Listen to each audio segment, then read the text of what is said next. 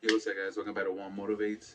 Yo, if you happen to click on here and you're new to my channel and you happen just to find this, please go down there, consider hitting the subscription button, consider hitting the notification bell, because all I do is drop like real, I'm not saying knowledge, just like real information. If you ask me a question on my comments or on one of my videos and you drop a comment and you ask me something, I'm gonna give it to you 100. You know what I'm saying? I'm not gonna sugarcoat anything. I'm gonna give it to you straight up how you ask me. I don't think I have a filter in myself, to be honest. I don't think I have a filter being like how to be super nice. I'm just blunt, man. I am what I am, and I feel like that kind of content, man. You came to the right spot. So like I said, don't forget to hit the notification bell because you're going to come back, man. Anyway, today I'm gonna drop. I wanna. Somebody asked to put a comment, right, and they asked, what is the best advice for burnout? And that's honestly a tough question to answer because there's different ways that you can possibly burn out, right? I'm gonna give you three burnt out scenarios or burnout reasons, and and the last one will be like a bonus. I'll give you four, but three for sure, right? So the first one, are you burnt out from your coworkers? Are you tired of that? Sometimes we work with the same people for so long, and sometimes it's a bad thing, man, because people get complacent. People don't want to do as many X-rays as the other person, or some people's like, oh, I don't want to do OR this week. Why don't you go do OR? I'm burnt out for OR, and everybody's burnt out. Nobody likes to go to the OR. Nobody likes to run the C-arm because, like I mentioned in previous videos, nobody knows how the surgeons are going to be that day. So being in an OR and running a C-arm is super stressful for the techs. And I can see how you can get burnt out from that. Not necessarily the OR, but if they're not, how can I explain? They're not, shifting you guys in your department evenly and equally and fairly, I guess you can say, right? So are you tired of that? Are you tired of coworkers who you work with? Are you tired of your manager? Are you tired of your director? Are you tired of your lead? Because you can get burnt out from that too. You can get burnt out from who you work with. Sometimes the people you work with are like, super negative and always complaining about everything. Like, oh, this doctor blah blah, or oh, our director this and that, or oh, this other tech doesn't do this, and that's the last thing you want to do, man, is go to work to negativity. We're in the field that, we help people, and we want to do x-rays. Hey, they only see us for a second, what I'm saying, and you don't want the your work crew to mess it up because of the fact that you're already messed up. You walk in, you clock in, you hear drama, and then you had to go do an x-ray, and then that's the first thing that the patient sees. Maybe that's it. Maybe it's the coworkers, the people you work with. um so that could be one.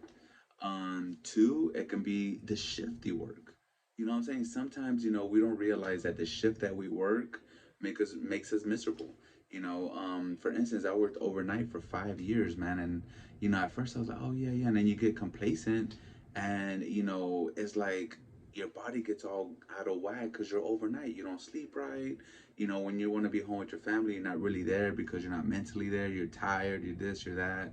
Um, and it could be your shift, man. I mean, if you're during the day you have all this drama from all the people that work all day. I don't want to go to OR. I don't want to do fluoro. Why do I got to do portables?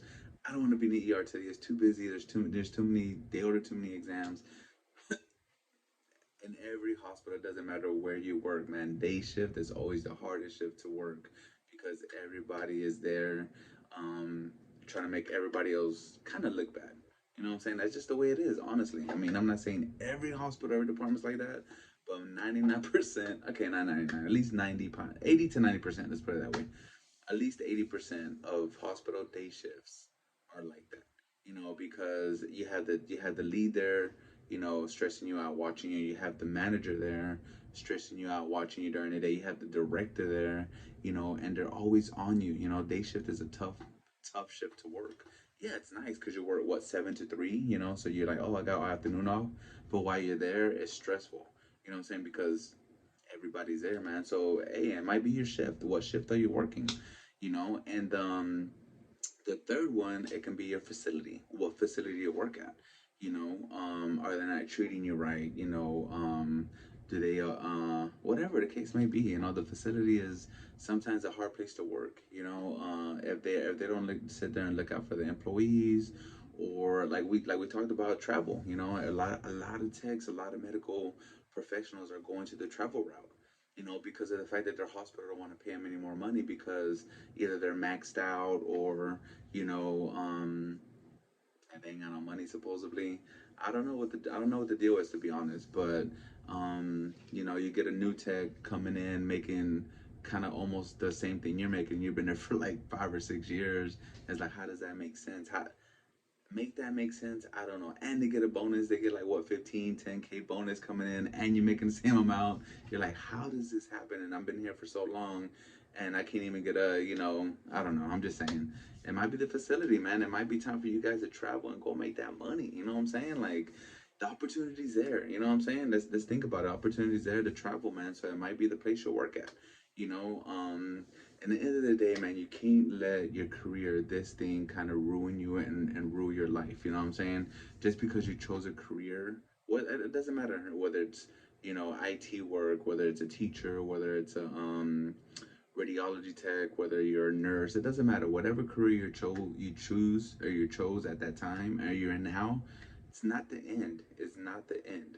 All right. So you think about it. 90% of medical professionals work 3 days a week, three 12-hour shifts, and you're off for 4 days. So those 4 days you have left, go do something. You know what I'm saying? Go do something different. Go get that certification you wanted. Go get that CDL license. You know, go do this, go do that. Like make it work for you. Yeah, you have to sacrifice because you're like, man, I gotta go back and get another certificate. I gotta go back and get this, but are you gonna go back and do something else and strategically, little by little, move to the direction you want to be, or are you gonna go to work and be miserable and be burnt out and be like everybody else? Choice is yours, right? You know what I'm saying? So what are you gonna do? Um, and I think that was my bonus actually. I think that was number four I was gonna tell you, which is just new goals, man. New goals in life. You know, sometimes, you know, people change goals and that's okay. It's kind of like, you know, company change logos, company change brand, company change the way that they, you know, move their merchandise and advertise it. It's okay, man. It's not the end. If you work 3 days a week, you got 4 days